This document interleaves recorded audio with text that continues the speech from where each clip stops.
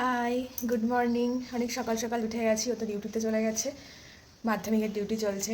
আজ 4-5 দিন ধরে কষ্ট করে যেটুকু পেরেছি গুছিয়েছি, এখনও অনেক বাকি।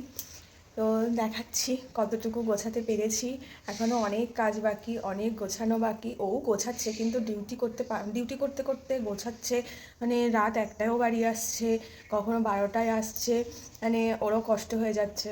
চলো দেখাই। এখনও পুরোপুরি গুছিয়ে উঠতে পারিনি।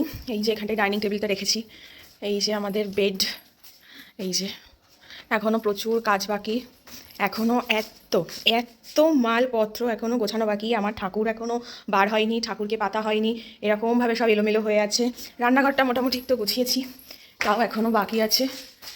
দেখাই, এই যে সবজি টবজি এখনও করতে গেলে প্রচুর কষ্ট হয়ে যাচ্ছে, হাত ব্যথা হয়ে যাচ্ছে সব কিছু টানাটানি করতে গেলে। ওয়াশিং মেশিনটা এখনও সেট করা হয়নি, এগুলো করতে হবে, এখনও 2-3 দিন লাগবে।